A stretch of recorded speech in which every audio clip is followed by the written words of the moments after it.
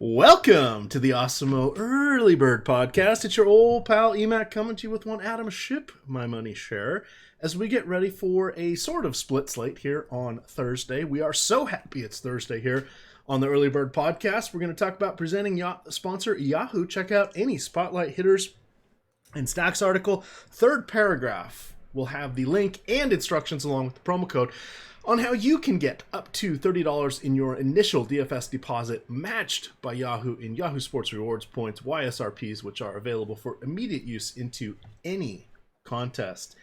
Adam, I don't think I'm doing a show with you on Friday. What's going on? Yeah, going to the Orioles game, throwing out the first pitch, so that'll be fun. Now, are you going to be one of like 8 people throwing it out, or are you going to be on the big board? How does this work? Do you have any details? And are you ready to sign a contract if the Orioles like what you have? Yeah, I have no idea how anything's working, but yeah, I mean, I assume that they will realize I'm better than half the pitchers they have on the staff. Have you at least thrown a baseball recently? I probably haven't thrown a baseball in 5 or 6 years. Oh, so are you just going to do a little long toss before the game maybe and just go for it? Yeah, luckily, one of my friends that I played baseball with all through like forever lives in Baltimore, and he's coming to the game. So I told him he just has to come by my apartment and throw for a little bit before we go. There we are. Oh, I wonder now. Do they show early pitches and stuff on MLB TV? I may have to tune in. I don't think so. I hope not. Oh, this would be amazing. Well, let's just put it this way: if you're really bad, they'll show you. I mean, that's kind of the way I'm looking at it. Is chances are it'll like I can't do anything that stupid, and if I do, then I'll be on TV. So whatever. Yes, it's a win-win, really. Yeah, really. All right. Well, let's get into our little slate here. We've had some weather just wreaking havoc here on the East Coast and the Midwest. It's hot, it's humid, and that also means chance of rain gets a little bit higher when these clouds start to gather and the humidity gets there as the weather starts going down. So we had all sorts of afternoon storms. Phillies, we're recording this Wednesday night. Philly looks like they may see a little late game rain. We of course had New York and Tampa Bay were postponed. Don't know what's up with regards to any sort of doubleheader. This is interleague, so or probably within the division. So these guys are Tampa Bay does come up to New York one more time, but I don't know if they're going to tack that on. We don't have that news yet. Nationals in Baltimore have been having just heavy heat and humidity, but I believe both are on the road. I know the Nationals are. I don't think Baltimore plays. They get the day off before they start their series on Friday, which of course you will be pitching at. So let's jump on in. We're going to hit the pitchers only. You will get the so I was almost at the Spotlight Hitters show. You're going to get, I did say it, but you're going to get the DFS strategy show on Thursday morning around 9:30. They will be going a nice leisurely pace through these games here, but this early slate starts at noon. That would be 12:10 Eastern. And that would be very, very early on the West Coast. That would be 9:10 tonight. We do, by the time half of you are hearing this, we'll have the Open, also formerly known as the British Open, will be locked. That locks at 1:30 a.m. So we got all sorts of sports heading into the weekend. Adam, Dinelson Lamet, Caleb Smith. Caleb Smith gets that lovely matchup going against, while it is a righty-heavy team here for San Diego, they are offering up some strikeouts.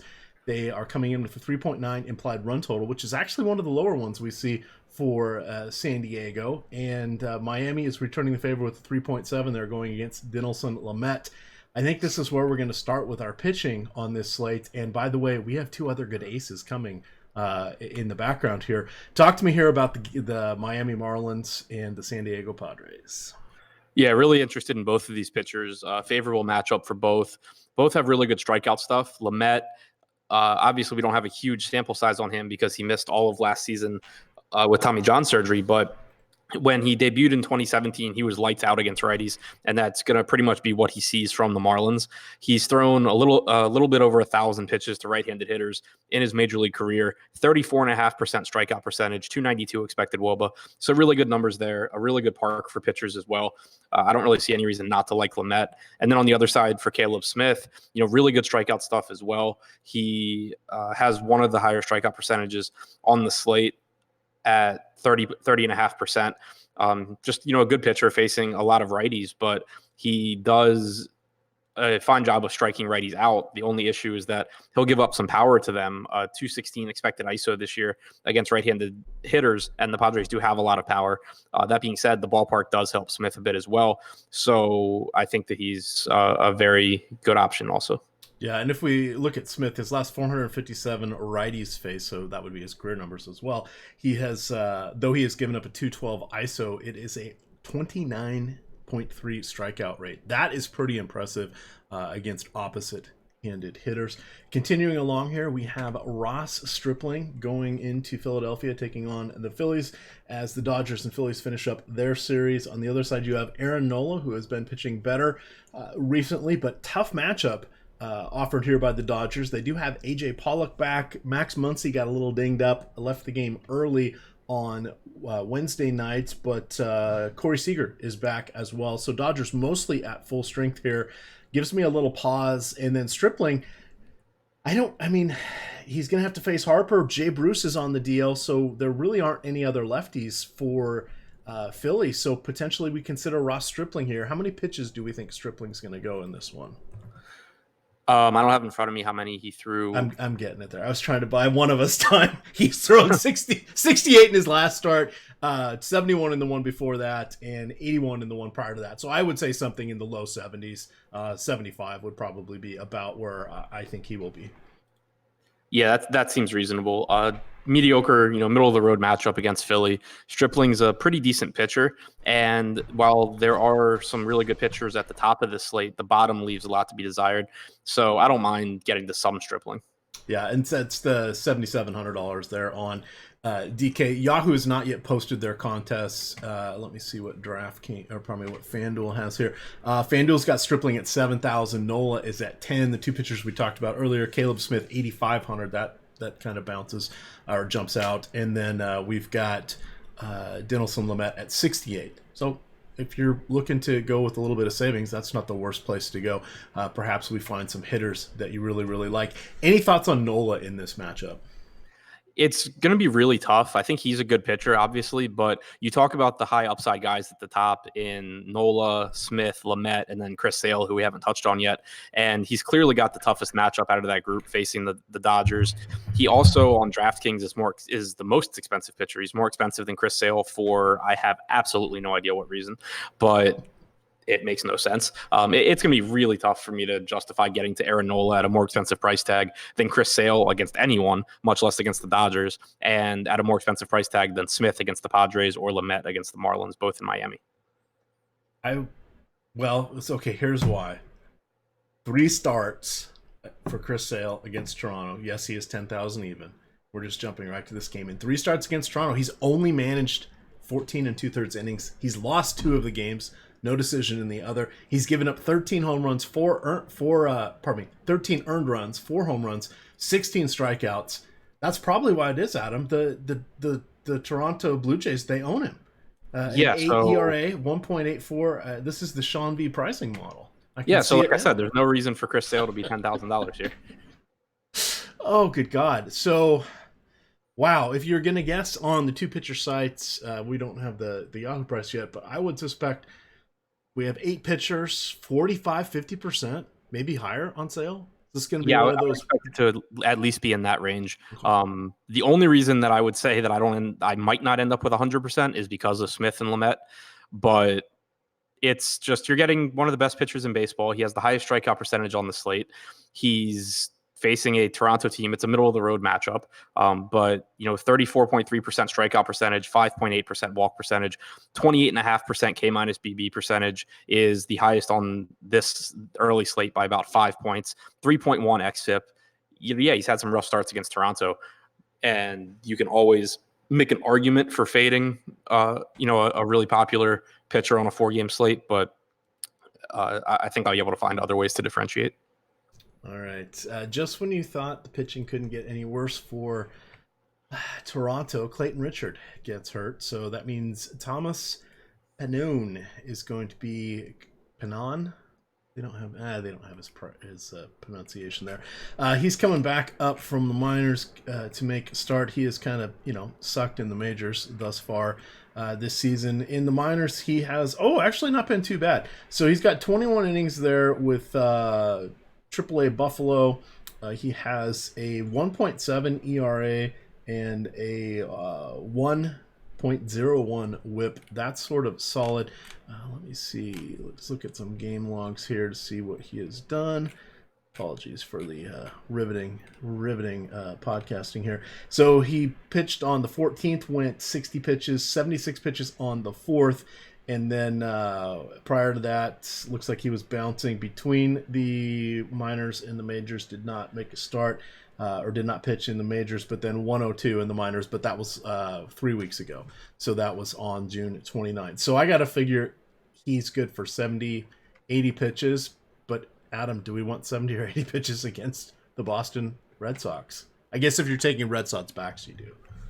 Yeah, I mean, I'm not interested there. He's thrown 1,001 pitches against right-handed hitters since the start of last year. 337 expected WOBA is not terrible. And then 205 expected ISO, again, could be worse, like if it were Clayton Richard, but still not great, especially against this Red Sox team that's really difficult to strike out, has a ton of right-handed power.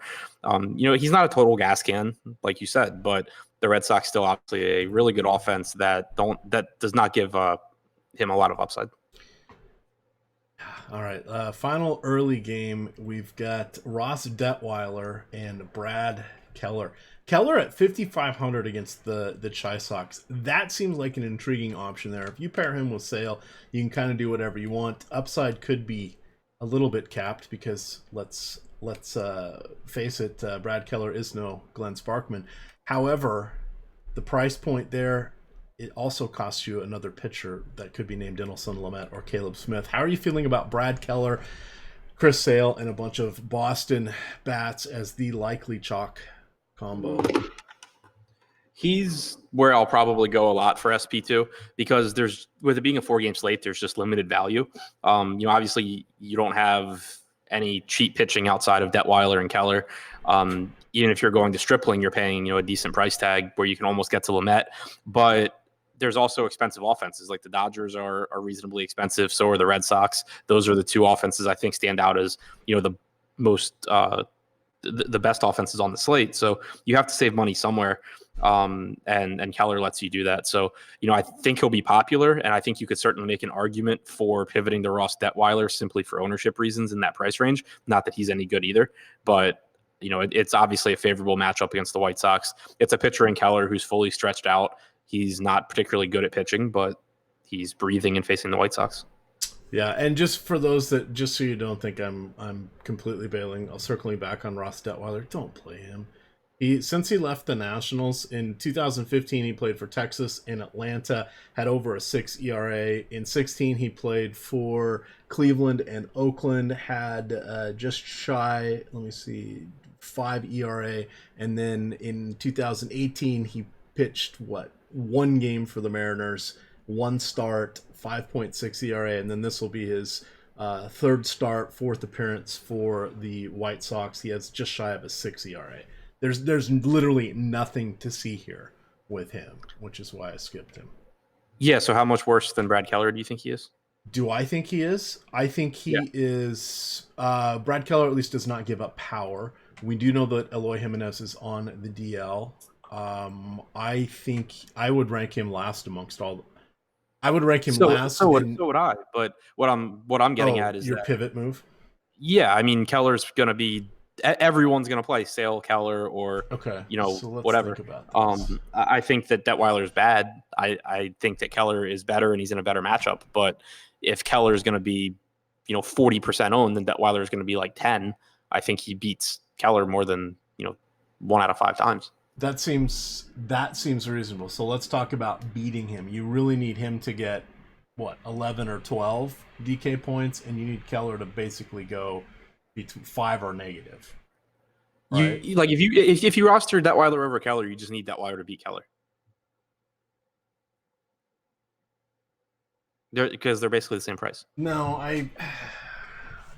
I'm not. I mean, that is true. I find that easier. Well, I can wrap my head around that more on baseball shorts, or pardon me, basketball short slates, and even football short slates. Baseball, it just the randomness just gets to me because all it takes is one swing of the bat from somebody else, and I know that that's, while very very true, is not always how you want to play the game, especially on the short slates. Or have that mindset anyway. You want to continue outside the box. So there are your two viewpoints. Mine would be the fish viewpoint, or what the masses are probably doing. Adam would be what you would want to do in these top-heavy tournaments. So yeah, and I mean, to be clear, like, yeah. I would expect that I still get plenty of Keller. It's just that with it being a 4-game slate, there's limited ways to differentiate. So Detweiler is one of the most obvious in terms of where you can just pivot and know that you're going to be lower on. Yeah, and here, and I totally agree with that, and that's definitely the way to go. Because you're talking the guy that on the short slate, I think it must have been last night, played that what turned out to be the guy who gave up 5 or 6 runs for Houston on the 2-game night slate because I was trying to be different. So yes, it does. You do have to get there. It can be ugly, but we've seen odd stuff happen. And to Adam's point, I mean, it is correct if you look at it this way. There are only so many points that can be scored by pitchers. If your guy's beating the other pitcher, you have a chance, and then you hope you still get them with the bats. But I think that's maybe a different way for me to think of it. But I absolutely agree. And as we know, and we subscribe to and discuss a lot, it's leverage against your opponents. It's going against the convention, and it's going against popularity. Doesn't mean you pee into the wind, but you want to be smart about it. So here's an interesting one, and then we'll dive back into this. So there was a bunch of people that were moping that they didn't go contrarian and stack against Walker Buehler last night. And I said, well, okay, before you guys beat yourself up, would you have had Brad Miller? And I don't even know if he was in the player pool because I didn't even know he was with the Yankees before he ended up in with the Phillies. But so you had him being the wild card, and then Buehler, 4 of those runs were unearned. So he wasn't like he was going super negative because of that. So you didn't get quite as much leverage. But check stuff out. Just, it's weird. Don't just gloss over at first blush and say, oh, I should have done this. That would have won. Go look and see if it would have, is what I want to say. Adam does a great job of going and reviewing stuff, figuring out how things go, saying, all right, this happened. What could I have done differently? Was my approach at least correct? And, well, shoot, it ended up being a pinch hitter, and the pitcher accounted for 3 of the 8 RBIs the team got, so that I wouldn't have got there anyway. That's the kind of stuff that I think people do not do enough, and they just assume, oh, look at all these lucky guys, they stacked this team. It's like, no, that's not how it works. And besides, yeah, and also one other thing to point out here, because of just the amount of time we spent on the Detweiler versus Keller thing. Yeah. One other reason that I think it's a little bit more appealing than normal is that because normally at pitcher I'm fine kind of just eating whatever I think the best plays are, but with it being a short slate, also you're in a position where if you go to Keller, you're going to have a very similar roster construction to everyone else doing that. So not only is Keller going to be, let's say 30% owned, but all 30% of those lineups are paying up for one of Chris Sale, Nola, Smith, Lamet, and then getting really good bats probably from the Red Sox or the Dodgers. So if you're playing Keller, there's only so many ways once you have that roster construction to be different, which is another reason why I think Detweiler becomes a little bit more appealing. It's just that you can get that same roster construction that is very likely to be optimal, or at least give you maximum upside, but naturally at least the lower owned percentage of that roster construction. All right, we're coming back into, I'm just seeing if the Yankees have said when they're doing this makeup game. Yankees rain out policy. Tonight's postponed game will be a doubleheader at 2 p.m. Okay, or 3 p.m. All right.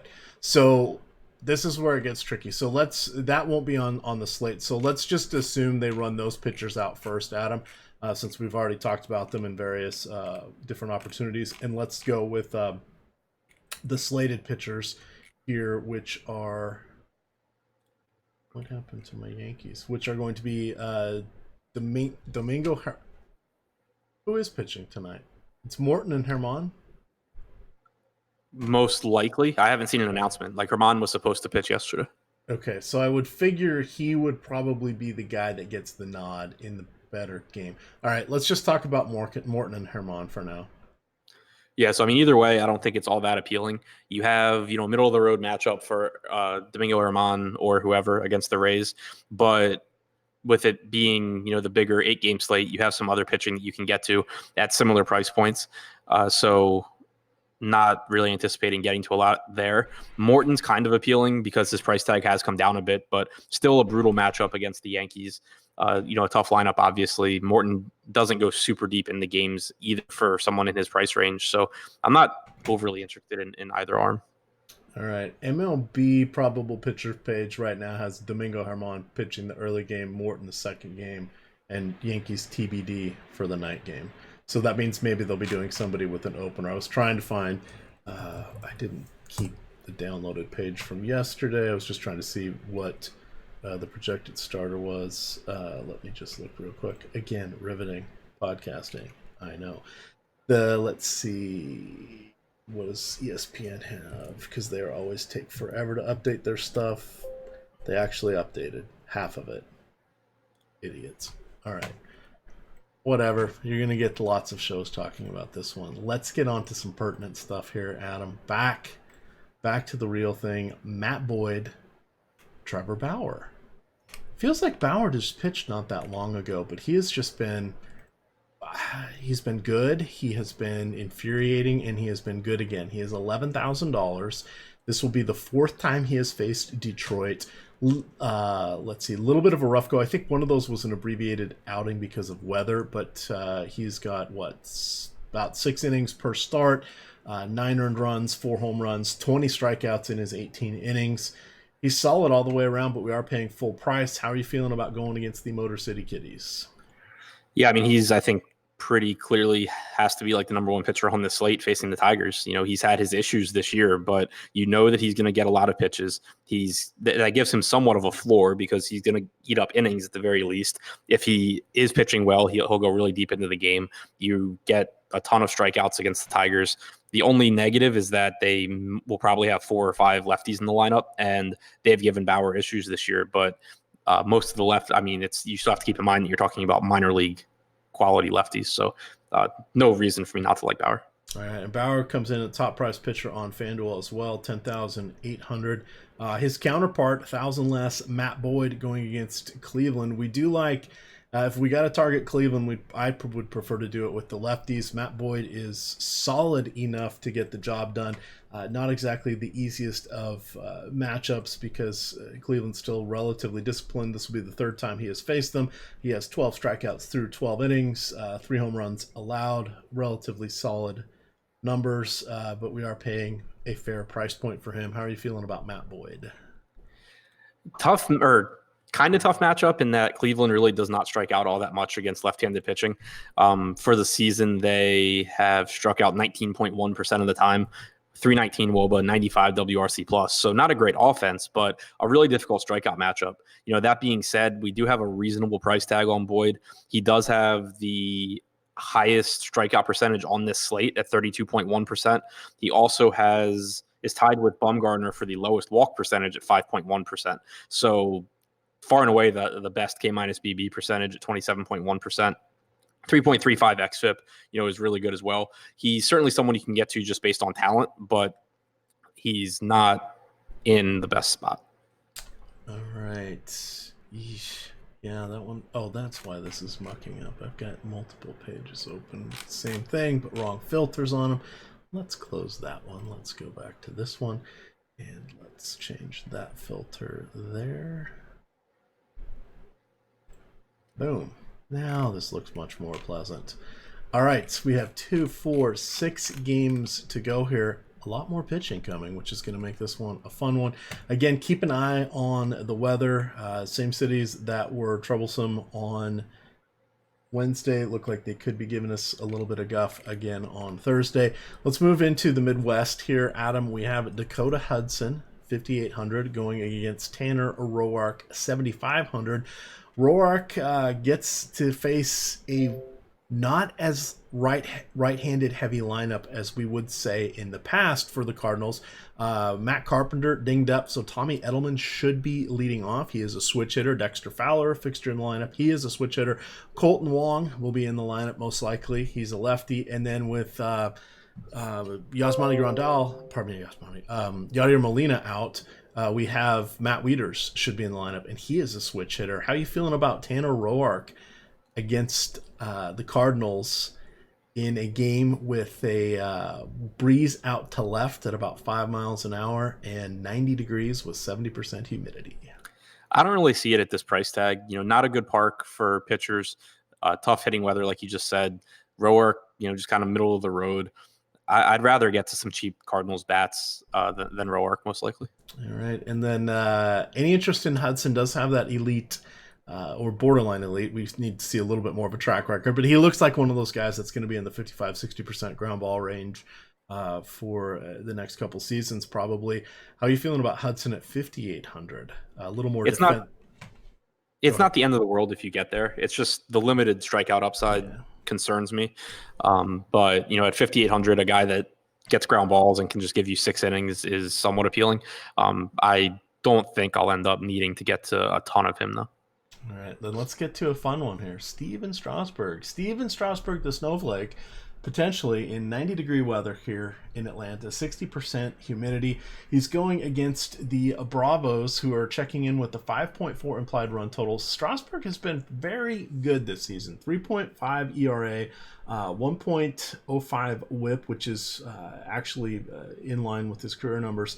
But Atlanta does tend to give him fits from time to time. In general, the two guys that get to him, surprising, because Strasburg, let's just call him splits neutral. He doesn't really shade one way or the other. But Freddie Freeman, 340 batting average, yet he has struck out 33% of the time against Strasburg. But he does have 10 extra base hits on his 18 hits. So that's pretty solid. And then randomly, Nick Markakis, out of nowhere, 12 for 42, 286 batting average, a handful of extra base hits. I always laugh when Strasburg goes against Atlanta because they always seemingly get to him. I think that's more of a bias on my part here. I think he's someone we have to consider as a pivot away from Trevor Bauer, Adam.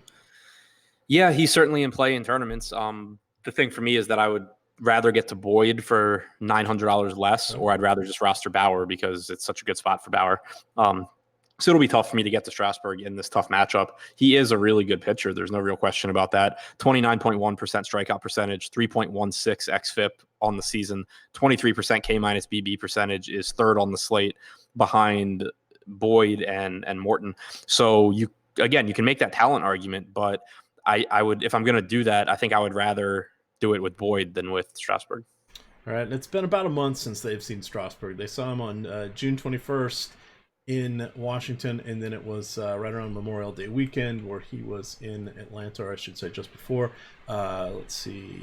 But he's been solid against them this season. 3.5 ERA, 1.15 WHIP, basically in line with the season-long numbers. 16 strikeouts in 13 innings, one home run, 5 earned runs. So you can't complain about that. This one will be a little bit warmer, which means the ball's going to be going, jumping off the bats. But, what the heck? Strasburg is having one heck of a season. Julio Teheran coming in next. We know we like lefties against him. We also know he's having some issues with righties over the last season plus. It's the usual core 4, in my opinion, for the Nationals. But Teheran at 6,400. Adam, that does have some utility and value here. Do you want to dance with the Nationals with Teheran on your side? Not particularly. He's just really not good anymore. Doesn't even really do a good job of getting righties out. This season, he's struck out about 20% of right-handed hitters. He's given up a 184 ISO, 325 expected WOBA. Not awful numbers there, but tough matchup here against the Nats. So while the price tag's appealing, I don't really see getting to him. If you haven't looked, what do you think his ERA is this year? I have no idea. 4.8. 3.71. Just saying, ERA may not be the best thing to measure your pitchers by. Yeah, 5.26 xFIP. So he's been lucky. All right, moving along.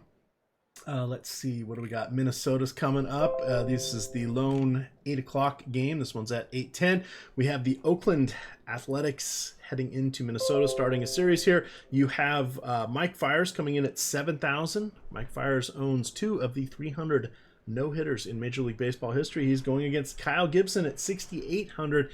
Adam, let's start off with Kyle Gibson. How are you feeling about one of the guys you've been following from afar for quite some time, going against an Oakland lineup that's potentially watered down a little bit? Chapman got dinged up on Wednesday. We know that Chris Davis has been in a mega slump slash funk. And then Ramon Laureano is actually, over the last 45 days, has just been absolutely phenomenal. But they don't have Fagley at this point. They're down to Chris Herman playing some minutes. What do you want to do with Kyle Gibson? Because I'm curious for your take. Why don't they have Fagley? I thought he got hurt. He played Wednesday. I didn't know if he got hurt on Wednesday. Oh, let me look and see. Sorry. But either way, it doesn't make a big difference there. Chapman would make a big difference. He left the game after his first at bat on Wednesday, like you said. If he's out, it weakens the lineup even more.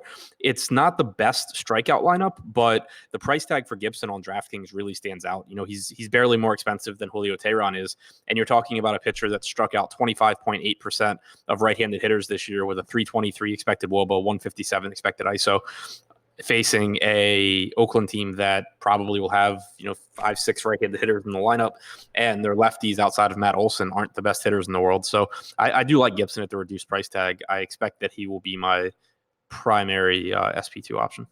All right, my apologies. There is no injury here with Fagley. I think I lost track of the All-Star break because he played on the 12th, the 16th, and then he played today.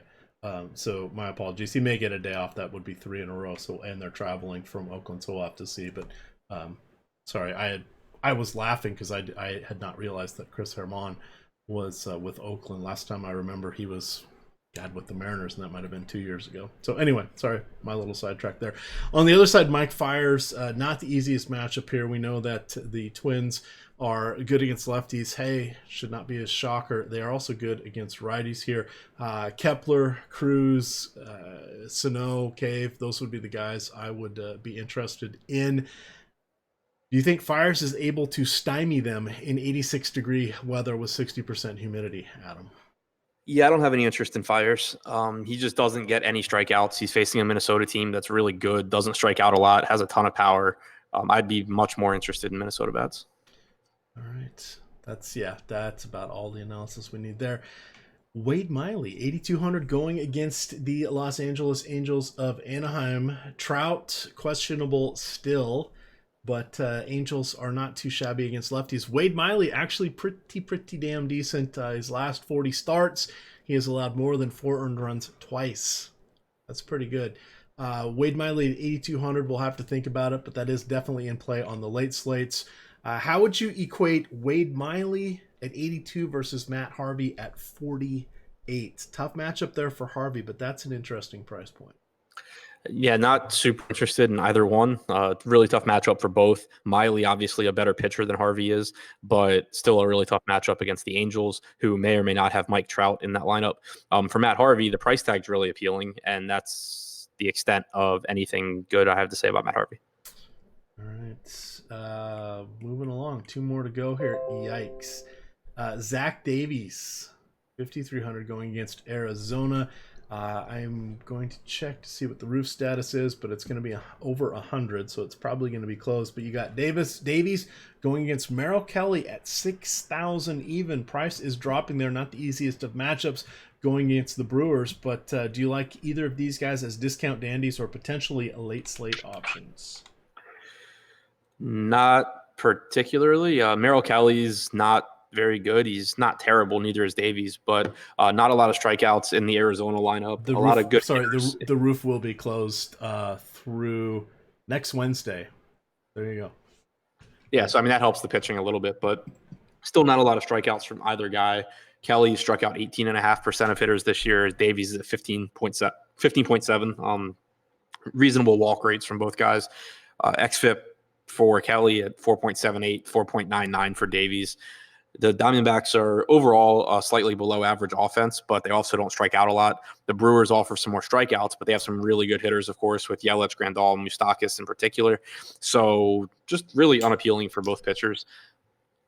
Yeah, there's no need to perfume the pig on that one. Wrapping it up with our last one. Hey, now we got something to talk about. Noah Syndergaard at 9,200. Yes, that's a little spendy, but do you know why? It's because he's in San Francisco taking on the Giants, who have a 3.5 implied run total. It's going to be 58 degrees at first pitch here. It's overcast. There could be a hint of a misty rain, but don't let that dissuade you from taking a shot here at Syndergaard. On the other side, you do have Madsen Bumgarner going against the Mets. The Mets are coming in with a 3.6 implied run total. Adam, feels like we might have one of our pitching options coming from this game. Yeah, I mean, both of these guys I think are perfectly reasonable. Really low implied run totals. Great park for pitchers. 57 degrees in San Francisco in the summer because, sure, why not? It's 100 degrees everywhere else, and you get winter in San Francisco. But, Bumgarner's been a bit better this year in terms of strikeouts. He has struck out 24.9% of hitters, tied with Matt Boyd for the lowest walk percentage at 5.1%. The Mets are a good offense. Like, they're not bad, but the park obviously helps. Bumgarner really uses the park to his advantage. So I think he's fine at 9K. And then on the other side, you get Syndergaard, who I think everyone knows that I hate in DFS. It's actually probably a toss-up if I hate him or Bumgarner more. But I think I'll be getting to plenty of both of them on this slate. This is beautiful. Tune into the deep dive article. Adam's going to be writing one, if not both, these guys up, and then tune into the deeper dive with Adam and Laffy, and I'm sure Laffy will tee Adam up to be ready to gouge his eyes out after breaking down this matchup. It'll be fun. You'll get to see Adam in full color, and that'll be the last time you see Adam because he's off to the Baltimore Orioles game to do a little pitching tryout. I'm just calling it a pitching tryout because technically someone from the organization will probably catch you throwing that, or not literally catch you, but we'll see you throwing it. So technically, in my book, that would be a tryout. So there you are, Adam. Congratulations. Good luck. We wish you well here from Osmo, and do the Early Bird Podcast proud. With that, you can follow Adam at ShipMyMoneyDFS. I am at EMACDFS. And of course, it is Osmo_COM. With that, gamers, good luck.